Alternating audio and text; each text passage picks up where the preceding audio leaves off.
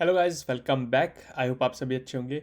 तो आज वाली वीडियो होने वाली है क्वेश्चन एंड आंसर की। तो जैसे हमने लास्ट वीडियो में बात करी थी कि हम जितने भी मोस्टली कॉमन क्वेश्चंस होंगे उनके आंसर्स करेंगे। तो बिना किसी देरी के वीडियो शुरू करते हैं। सो जो फर्स्ट क्वेश्चन है जो मेरे से बहुत पूछा जाता है वो है कि can we change our course after coming to New Zealand. यानी अगर आप जब न्यूजीलैंड आओ उसके बाद आपको अपना कोर्स चेंज करना है तो क्या वो कर सकते हैं। तो वो कर सकते हैं, बट उसकी भी कंडीशंस होती हैं। वो डिपेंड करता है कि आप चेंज क्या कर रहे हो। अगर आप पूरी डिग्री चेंज कर रहे हो, जैसे आप बैचलर से आप बीएससी से कोई दूसरी बीकॉम टाइप की डिग्री कर रहे हो, तो फिर आपको न्यू वीज़ा अप्लाई करना पड़ेगा। या फिर वो वीज़ा में भी रहता है कि आप क्या कर सकते हो, पहले आप इमिग्रेशन एडवाइज़र से कंफर्म करके फिर ही करना। पर जो मेनली होता है वो ये है कि अगर आप सिर्फ मेजर और माइनर मेजर चेंज कर रहे हो, जैसे आप बीएससी में मेजर मेरा डेटा साइंस है और अगर मेरे को बीएससी में दूसरा मेजर करना है, डेटा साइंस को ड्रॉप करना है, तो फिर मेरा होगा कि वेरिएशन ऑफ कंडीशन अप्लाई होगा। तो उसमें मेरे को नया वीज़ा नहीं लेना, बल्कि मेरे को अपनी जो कंडीशंस है उसको वेरिड करानी है या फिर उसको चेंज करवाना है। और अगर आप बीएससी से बीकॉम जा रहे हो फिर आपको न्यू वीज़ा लेना है, तो ये हो गया। और अगर आप जैसे इंडिया से या कहीं और से, जब आप न्यूजीलैंड आने से पहले आपने बैचलर्स चूज़ करी, फिर यहाँ आके आपको लगा कि आप डिप्लोमा करना चाहते हो, तो फिर आपका जो डिग्री होती है वो है लेवल 7 कोर्स, और जो डिप्लोमा होता है वो है लेवल 6 कोर्स। तो यानी आप अपने जो डिग्री है उसको डिग्रेड कर रहे हो, यानी आप कम वाली डिग्री कर रहे हो, तो उसमें उस कंडीशन में आपको पूरा एक नया वीज़ा लेना पड़ता है। और एक और चीज़ होती है कि अगर आप जैसे आपने वहाँ से जब जब आप आ रहे हो तो आपने कुछ और कोर्स चूज़ किया और उसमें आपने एक सेमेस्टर पढ़ लिया और फिर आपको लगा कि वो काफ़ी हार्ड है और आपसे नहीं हो रहा है, आपको उसको स्विच करना है। तो इस कंडीशन में क्या होता है कि जो आपने फ़ीस भर दी है जिस सेमेस्टर की, और जो सेमेस्टर आपने पढ़ लिया है वो रिफ़ंड नहीं होगा, तो वो आपका पैसा वेस्ट हो जाएगा।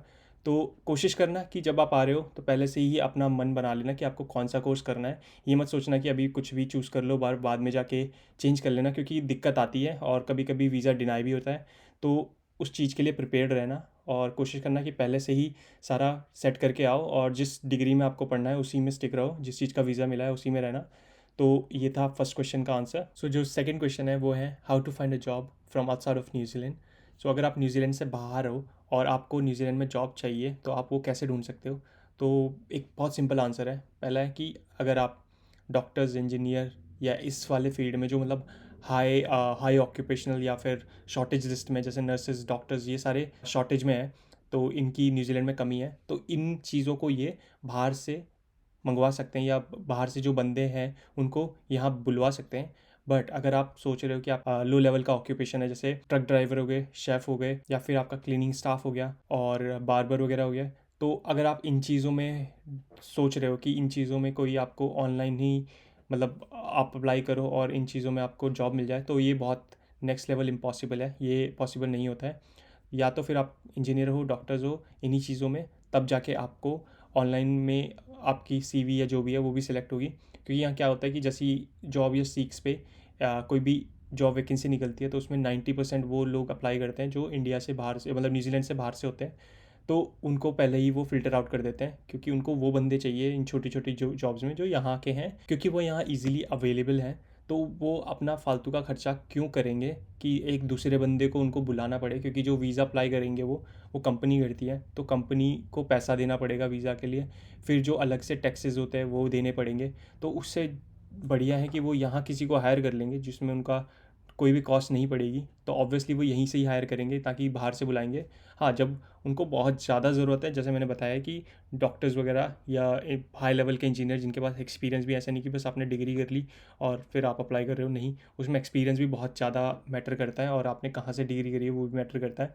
तो अगर आपका ये हाई लेवल ऑक्यूपेशन है तब आप सोच सकते हो कि आप न्यूजीलैंड के बाहर से ही अप्लाई कर सकते हैं। तो ये था सेकेंड आंसर। सो जो थर्ड क्वेश्चन है वो है can we use a Indian license और any other country license in New Zealand. तो उसका सिंपल आंसर है नहीं, आप उसको यूज़ नहीं कर सकते, वो आपका एक एक्सपीरियंस है। तो अगर आप यहाँ आपका लाइसेंस बनवा रहे हो तो आपको ईजी रहेगा कि आपके पास ऑलरेडी एक न्यूजीलैंड के बाहर का लाइसेंस था, इसका मतलब आपने फोकलिफ्ट चलाई है और आपके पास उसका एक्सपीरियंस है, तो आपको ईजी रहेगा वो टेस्ट वगैरह पास करने में। बट आप उसको डायरेक्टली यूज़ नहीं कर सकते हो। तो अगर आपको यूज़ करना है तो उसके दो चीज़ होती है, या तो आप उसको एक OSH सर्टिफिकेट लो जो आपका occupational safety and health forklift operator certificate होता है। तो उसमें ये होता है कि आप एक फोकलिफ्ट को सिर्फ कंपनी के अंदर चला सकते हो, कंपनी के अंदर, यानी उसको आप मेन रोड पे नहीं ले सकते हो, उसको सिर्फ आप एक वेयर हाउस के अंदर चला सकते हो। तो वो उस कंडीशन में आपको सिर्फ एक OSH सर्टिफिकेट चाहिए, जिसमें कि टेस्ट होता है, उसमें एक थ्योरी टेस्ट होता है जिसमें 100 में से आपको एटलीस्ट 90 मार्क्स चाहिए होते हैं। अगर आपने थ्योरी में 100 में से 90 मार्क्स ले लिए, उसके बाद आपका एक प्रैक्टिकल होता है, फिर आपको प्रैक्टिकल पास करना है और उसके बाद आपको वो सर्टिफिकेट मिल जाएगा। फिर होता है एक F एंडोर्समेंट सर्टिफिकेट। उसमें ये होता है कि वो आपका लाइसेंस पे आ जाता है, जैसे आपका कार का लाइसेंस, बाइक का लाइसेंस साथ में आ जाता है, वैसे ही वो एक फिर F एंडोर्समेंट करके आपका फोकलिफ्ट का लाइसेंस आपके लाइसेंस पे चढ़ जाता है, और आप उस लाइसेंस से जो फोकलिफ्ट है उसको मेन रोड पे भी चला सकते हो। जैसे कि आप एक प्लेस से दूसरे प्लेस फोकलिफ्ट ले जा रहे हो तो आप ऑन द रोड ले जा सकते हो, वरना आप रोड पे नहीं चला सकते अगर आपके पास F एंडोर्समेंट नहीं है। और उसका टेस्ट थोड़ा हार्ड होता है, उसमें मेरे ख्याल से 95 प्लस या ऑलमोस्ट 100 मार्क्स चाहिए होते हैं थ्योरी में, तब जाके आपको प्रैक्टिकल के लिए अलाउ करते हैं। तो उसमें थोड़ा हार्ड होता है और उसकी फ़ीस भी बहुत ज़्यादा हाई होती है as compared to OSH certificate.